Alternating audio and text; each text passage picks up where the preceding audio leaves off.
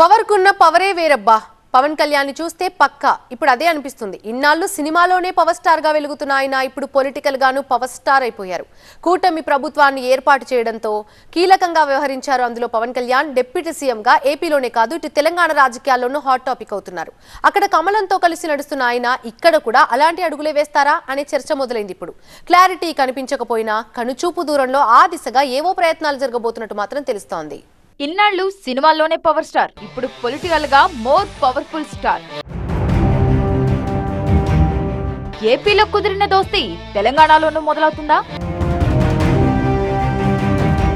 ఏపీలో విజయం తెలంగాణలో జనసేన బలం పెంచిందా?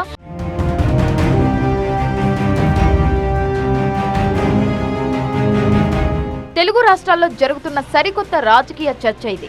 ఆంధ్రప్రదేశ్లో ఎన్డీఏ కూటమి సాధించిన అఖండ విజయమే దీనికి ప్రధాన కారణమంటే అతిశయోక్తేమి కాదు.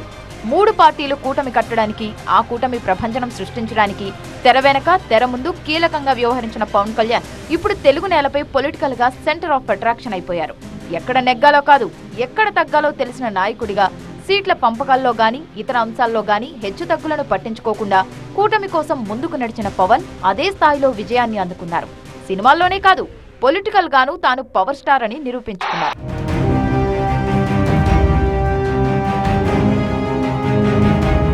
అవును, పవన్ ట్రెండ్ ఫాలో అవ్వరు, ఆయన కొత్తగా ట్రెండ్ సెట్ చేస్తారు. దాన్నే మరెవరైనా ఫాలో అవ్వాలి తప్ప ఆయన ఇంకొకరిని ఫాలో అవ్వడం ఉండదు.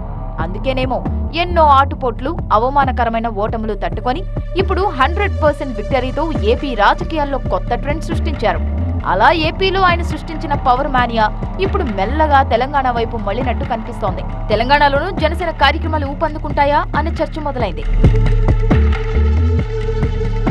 ఏపీ డిప్యూటీ సీఎంగా బాధ్యతలు చేపట్టాగా తొలిసారి తెలంగాణ గడ్డ మీద అడుగుపెట్టిన పవన్ కళ్యాణ్ కొండగట్టు అంజన్న సన్నిధికి వెళ్లారు.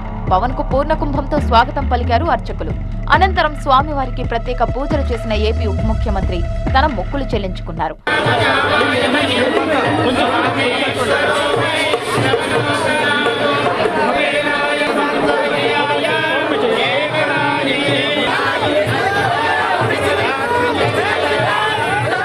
పవన్ కళ్యాణ్ రాకతో జనసేన కార్యకర్తలు, అభిమానుల్లో కొత్త ఉత్సాహం వచ్చేసింది. అధినేత ఆగమనానికి తగ్గట్టే హైదరాబాద్ నుంచి కొండగట్టు దాకా అడుగడుగునా నీరాజనం పలికారు. ఎక్కడికక్కడ బ్యానర్లు, ఫ్లెక్సీలు ఏర్పాటు చేసి తమ అభిమానాన్ని చాటుకున్నారు. పవన్ కూడా అభిమానులకు అభివాదం చేస్తూ ముందుకు సాగారు. పవన్ కొండగట్టు టూర్ తెలంగాణ రాజకీయాల్లో హాట్ టాపిక్ గా మారింది. ఏపీలో ప్రభంజనం సృష్టించిన పొలిటికల్ కాంబో తెలంగాణలోనూ రిపీట్ కాబోతోందా అనే హడావుడి స్టేట్ పొలిటికల్ కారిడార్ లో నడుస్తోంది. ఏపీలో ఎన్డీఏ కూటమి మళ్లీ పురుడు పోసుకోవడానికి కారణం పవన్ కళ్యాణే.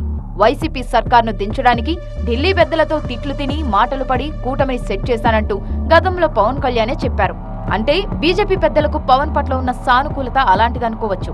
అయితే వారి అంచనాలకు తగ్గట్టే పవన్ ఆశించినట్టే ఏపీలో కూటమి ప్రభంజనం సృష్టించింది. గతంలో ఎన్నడూ లేని విజయాన్ని నమోదు చేసింది. పవన్ కళ్యాణ్ డిప్యూటీ సీఎంగా బాధ్యతలు కూడా చేపట్టారు. సీఎం చంద్రబాబుతో సమానంగా ప్రభుత్వంలో కీలకంగా వ్యవహరిస్తున్నారు. ఆ ఊపే ఇప్పుడు తెలంగాణ జనసేనకు పాకింది. తెలంగాణలోనూ జనసేన, బీజేపీలో కలవబోతున్నాయా అనే చర్చ జోరందుకుంది. ఇప్పుడు ఏపీ ఎన్డీఏ కూటమిలో 3 పార్టీలు ఉన్నాయి కాబట్టి తెలంగాణలోనూ అదే కూటమి కలిసి పనిచేస్తుందా, లేక జనసేన, కాషాయసేన మాత్రమే కలిసి పనిచేస్తాయా అనేదే తెలియాల్సి ఉంది. ఆంధ్రప్రదేశ్లో భారీ విజయం తర్వాత జనసేనకు తెలంగాణలోనూ డిమాండ్ పెరిగినట్టు కనిపిస్తోంది.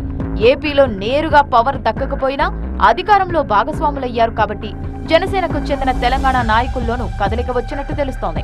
అందుకే ఏపీ మాదిరిగానే తెలంగాణలోనూ జనసేన, బీజేపీ కలిసి ముందుకు వెళ్లాలనే అభిప్రాయం నాయకుల్లో వ్యక్తమవుతోంది.